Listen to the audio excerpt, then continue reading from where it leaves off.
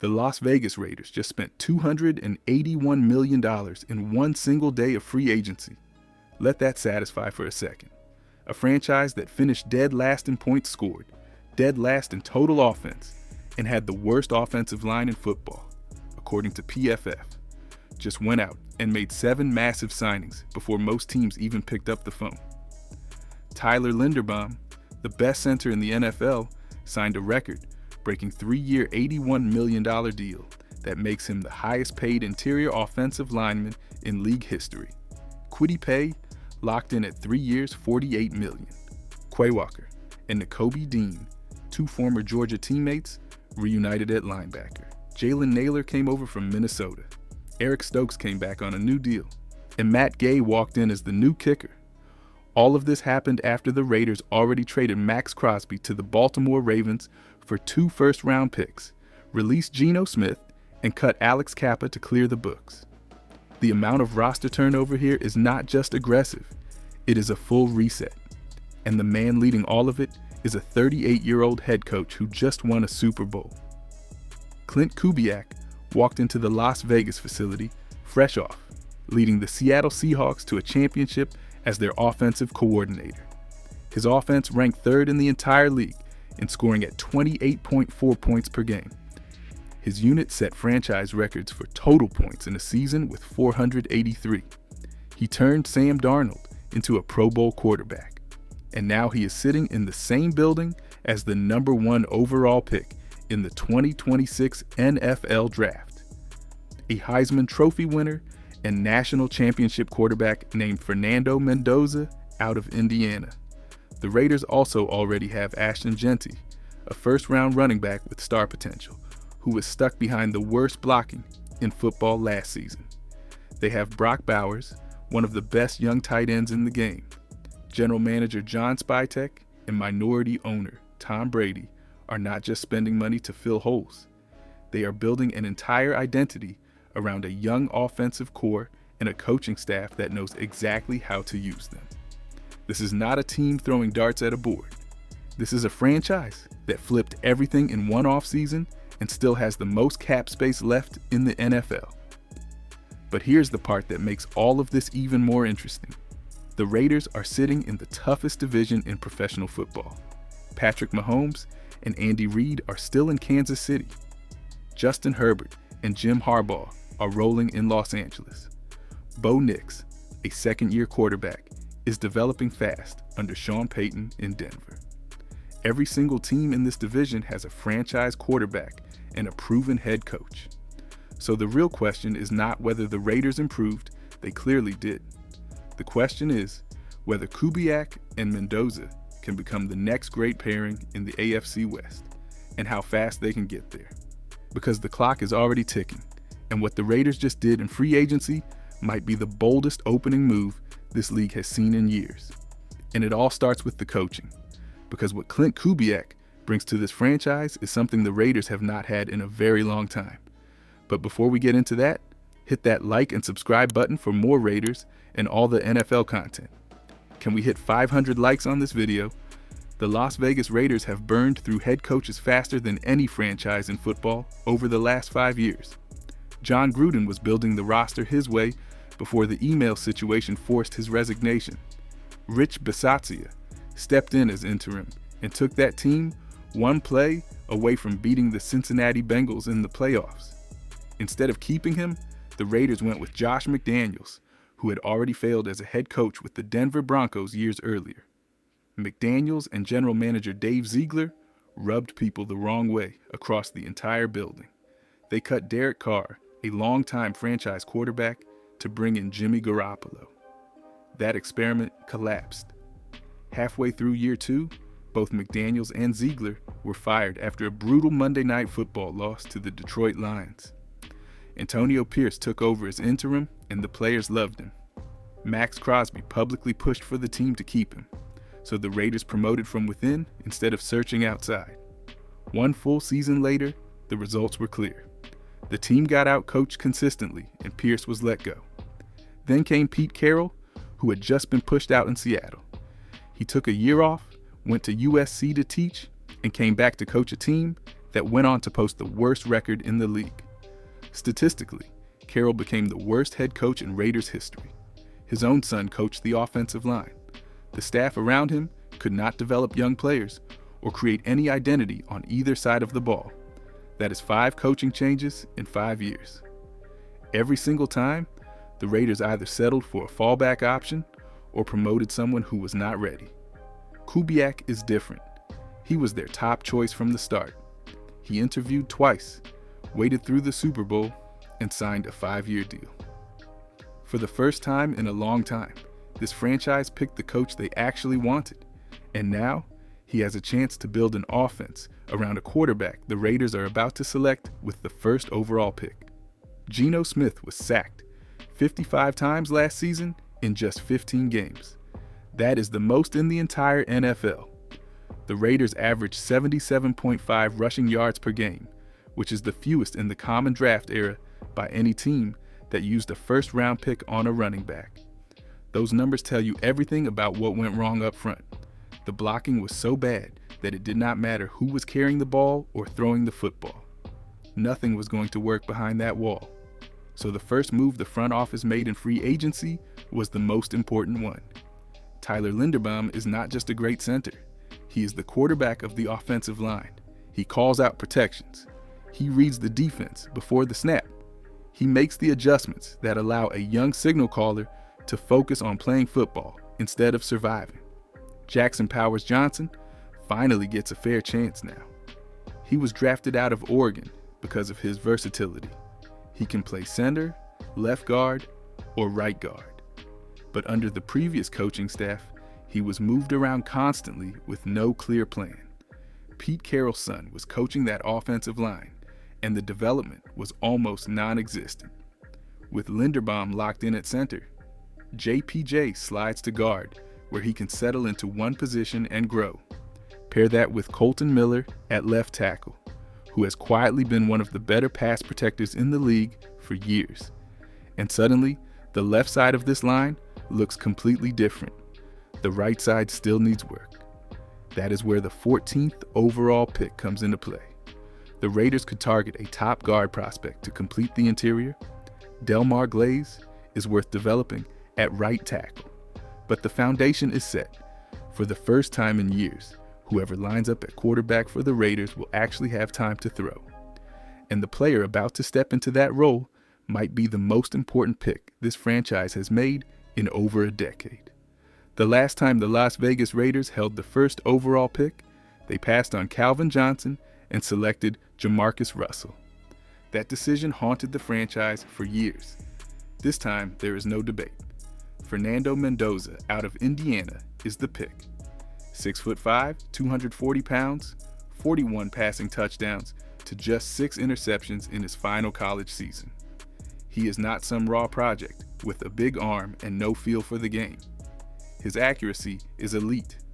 His ability to push the football deep down the field with touch and timing separates him from every other quarterback in this draft class. He took a beating in the college football playoff, stepped up in the pocket against pressure, and delivered a clutch 4th and 5 touchdown against Miami in the national championship game while absorbing a massive hit to his back. He kept playing. He kept throwing. That tells you something about the kind of player he is. What makes this pairing so clean is the system. Kubiak runs a scheme built for a prototypical passer who can work under center, execute play action, and attack defenses with deep shots and tight window throws over the middle. Mendoza ran an NFL-style offense at Indiana. The concepts will translate.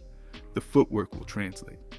The timing routes and back shoulder throws that made him a Heisman Trophy winner are exactly what this coaching staff wants from its quarterback.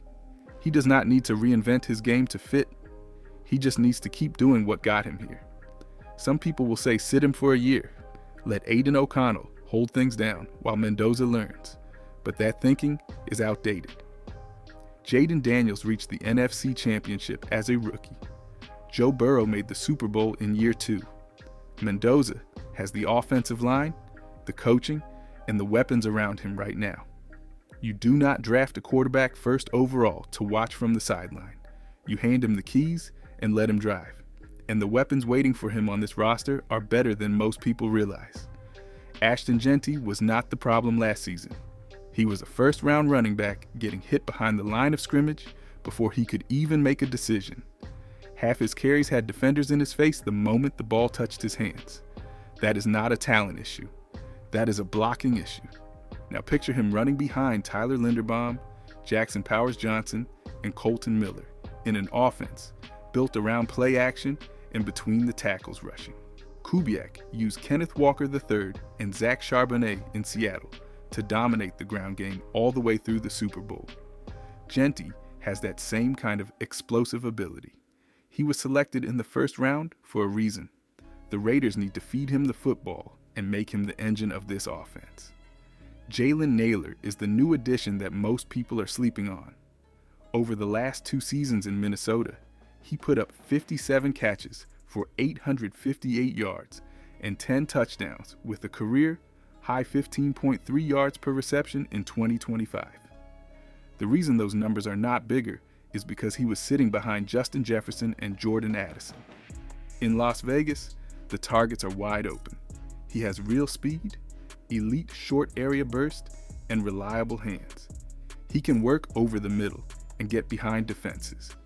Pair him with Trey Tucker, who showed legitimate deep threat ability last season despite poor play calling, and Dante Thornton, who flashed serious potential early in the year at just 23 years old. And this receiving room has more upside than people think. The one name that got away is Rashid Shaheed. Kubiak wanted him badly. The Raiders were heavily linked to him throughout the offseason, but Seattle kept him on a 3-year, $51 million deal. That stings, but Brock Bowers underneath, Michael Mayer as a second tight end, and Jack Beck waiting for more snaps give this offense layers that did not exist 12 months ago. And while the offense is coming together, the other side of the ball got a massive makeover too. Trading Max Crosby was never about giving up on talent. It was about accepting where this franchise actually stands. The Raiders were not one pass rusher away from contending. They were an entire roster away. Keeping Crosby on a massive deal while everything around him crumbled made no sense. The return from Baltimore gave them the 14th pick this year and another first-rounder in 2027. That is generational draft capital. But the cap savings mattered just as much. $30 million freed up overnight. And look at how fast they reinvested it on the defensive side of the football. Kwity Paye is 27 years old and one of the most consistent edge defenders in the league when used correctly. Indianapolis had him dropping into coverage and doing things that did not fit his skill set. His pressure totals stayed steady across 5 seasons: 39, 34, 28, 37, and 38.